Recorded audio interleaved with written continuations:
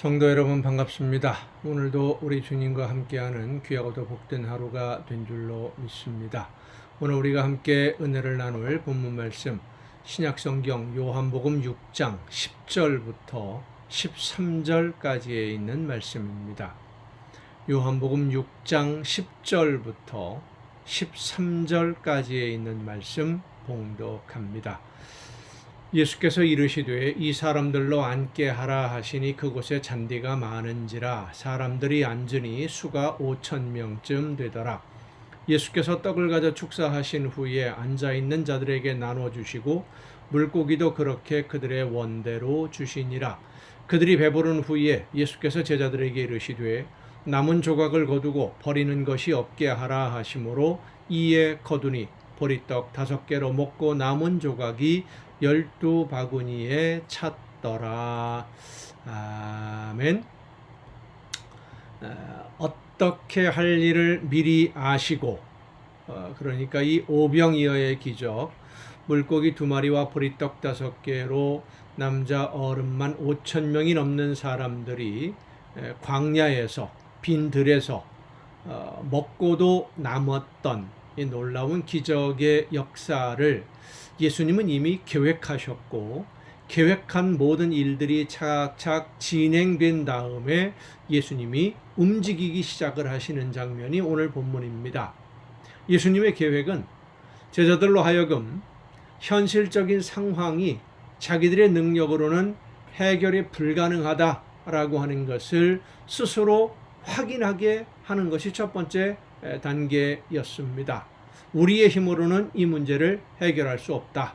돈을 만드는 것도 혹시 돈이 있다고 하더라도 음식을 사오는 것, 음식을 준비하는 것, 모든 것이 불가능하다라고 하는 것이죠. 음식을 구할 수 없는 지역이기 때문에 어떤 방법으로도 이 문제를 해결할 수는 없다라는 것을 제자들이 인정하고 인식하게 되었을 때 예수님은 계획하신 대로 이제 행동하기 시작을 합니다. 실행에 옮기는 것이죠. 계획을. 제자들에게 사람들을 무리를 지어 앉도록 하라라고 제자들을 시킵니다. 그러자 제자들이 이제 돌아다니면서 사람들을 자리에 앉게 만드는데 이제 한꺼번에 앉으면 그 사이사이를 사람들이 지나다니기 어려우니까 무리를 지어서 뭐 몇십 명씩 뭐 혹은 100명씩 이렇게 둥글게 모여 앉게 만드는 거죠. 만약에 제자들이 사람들을 무리로 지어서 앉게 한 후에 아무것도 해결해 주지 않는다면 그 사람들이 어떻게 행동을 할까요? 제자들이 하라는 대로 자 이렇게 이쪽에 모여서 앉으십시오. 몇 사람씩 모여 앉으십시오. 이렇게 뭐 이렇게 아는 사람들끼리 혹은 가까이 있는 사람들끼리 모여 앉아라라고 해서 다 모여 앉았는데 아무것도 제자들이 아무것도 해주는 것이 없다고 한다면 결국 이 제자들이 거짓말로 군중을 속이는 것이 되고 맙니다.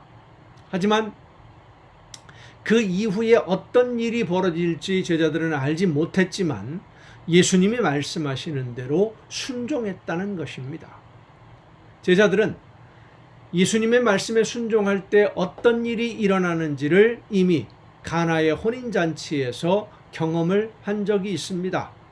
혼인잔치가 계속되어야 하는데 포도주가 떨어졌고 예수님에게 사정을 이야기하자 예수님이 잔치에 참석한 손님들을 대접하느라 정신없이 바쁜 종들에게 엉뚱한 일을 하라고 말씀하십니다. 정결 예식에 사용하는 돌 항아리에 물을 채워라. 그 먹을 수 있는 물이 아니죠. 음식 준비하는 거하고는 전혀 상관이 없어요. 그것은 밖에 나갔던 외출했던 손님들이 들어올 때 손을 씻고 하는 그런 정결 예식에 쓰는 돌 항아리거든요. 거기에 물을 채워라. 그런데 종들이 말없이 예수님의 말씀에 순종을 합니다. 그리고 그 물을 떠다가 연회장에 갖다 줘라 라고 하는 예수님의 말씀에 종들이 순종했을 때 물이 포도주로 변하는 기적을 보았습니다. 제자들이 경험했어요. 예수님이 말씀하실 때는 이렇게 해라 저렇게 해라 라고 말씀하실 때는 우리가 알지 못하는 예수님의 계획이 있으신 것이고 예수님의 계획은 우리가 이해할 수 없는 일이기 때문에 왜 그렇게 해야 되는지 알지 못하겠지만, 이해가 안 되지만, 그러나 말씀하시는 대로 순종을 하면 우리가 생각하지도 못했던 일이 이루어진다는 것을 제자들은 가나의 혼인잔치 경험을 통해서 알고 있었습니다. 그래서 예수님이 사람들을 무리를 지어서 앉게 하라 라고 하시는 말씀에 순종한 것입니다. 그리고 무리를 지어 앉은 사람들에게, 이제 제자들에게 음식을 나누어 주라 라고 말씀을 하시는데, 자, 떡 5개와 물고기 2마리, 오늘 본문 말씀을 보면 떡을 나누어 주었고 물고기도 그렇게 나누어 주었다, 단순하게 기록하고 있어요. 근데 그 장면을 한번 상상해 보십시다. 사람들이 수십 명씩 이렇게 모여 앉아 있습니다. 그 사람들이 있는 곳으로 이제 바구니에 떡을 담아 들고 찾아가서 그들에게 나누어 주어야 되는데, 바구니에 있는 떡을 꺼내서 줘야 되는데, 자, 그 바구니를 들고 가는, 자, 제자들이 들고 가는 바구니에 떡이 가득 담겨 있을까요? 한 덩어리가 어쩌면 반 덩어리일 수도 있죠. 보리떡 5개였었으니까 예수님이 주실 때 한 덩어리씩 주셨을 수도 있을 겁니다. 가득 들어 있다고 한다면 예수님이 주실 때 이미 제자들이 가지고 들고 있던 바구니가 가득 찼다면 아무 문제가 없었겠지요.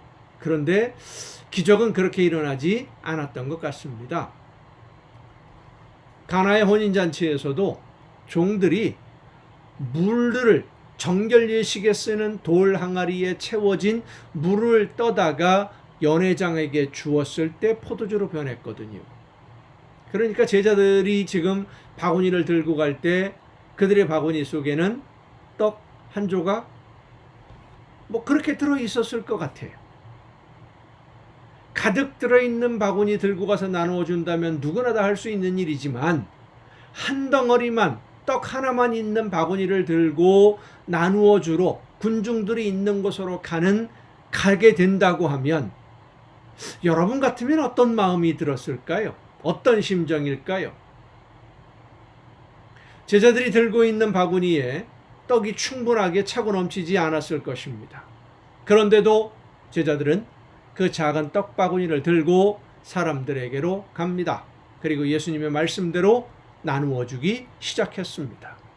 순종함으로 제자들이 떡을 나누어 주기 시작했을 때 그들의 바구니에는 떡이 분명히 하나만 있었는데 꺼냈는데 떡이 또 있고, 끊이지 아니하고 사라지지 아니하고 계속 남아있는 떡을 발견하게 되는 것입니다. 마치 구약 성경에 나오는 한 선지자의 아내가 빚으로 인해서 어려움을 겪을 때 엘리사 선지자가 그릇을 많이 빌리게 하고 그 빌린 그릇에 기름을 따라 부으라 할 때에 그릇에 차면 다른 그릇을 가져오고, 또 그 그릇이 차면 또 다른 그릇을 가져오고, 쉼 없이 흘러나오는 기름을 바라보는 것과 같은 그런 놀라운 감격. 떡을 꺼냈는데 분명히, 그럼 이제 바구니에 떡 하나가 있던 거 꺼냈으면 이게 없어야 되는 거 아니겠어요? 근데 또 있단 말이에요. 또 줄 수 있어요. 주고 또 주고 또 주고 또 주고. 얼마나 놀라운 기적을 직접 체험하게 되는지. 성도 여러분, 순종하면 이루어집니다. 순종은 할 수 있는 것, 내 능력이 되는 것, 혹은 내가 이해가 되는 것, 이건 당연히 해야 되는 거야, 그런 것을 하는 것을 순종이라고 말하지 않습니다. 이해가 안 되고 왜 해야 되는지도 모르겠고 내가 할 수 없는 일이고 능력도 안 되고, 그렇지만 하나님이 말씀하시니까, 나보고 하라고 하시니까, 내가 해야 될 일이라고 하시니까 말씀을 듣고 그 말씀대로 따르는 것, 그것이 바로 순종입니다. 오늘도 하나님은 우리 모든 믿는 성도들에게 말씀하십니다. 하나님의 말씀을 듣고 순종하면 기적을 만나게 될 것입니다. 여러분의 삶에 하나님의 놀라운 기적이 나타나는 귀한 역사가 순종을 통해서 날마다 아름다운 열매로 나타날 수 있기를 간절히 바랍니다. 기도하시겠습니다. 저희들에게 말씀해 주시고 말씀하시는 대로 순종할 때에 놀라운 기적의 역사로 능력으로 함께 해주시는 아버지 하나님, 믿음대로 순종할 때에 믿음대로 이루어 주시는 줄로 믿습니다.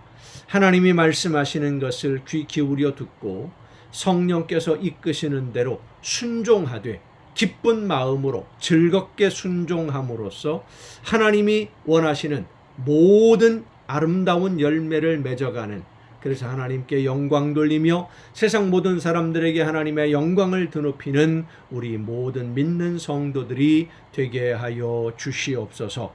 이 모든 말씀을 예수님의 이름으로 기도하옵나이다.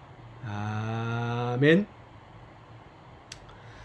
여러분, 오늘도 수고 많으셨습니다. 내일 또 정한 이 시간, 이 가정 예배를 통해서 여러분 모두 함께 다 같이 만날 수 있기를 바랍니다. 내일 뵙겠습니다.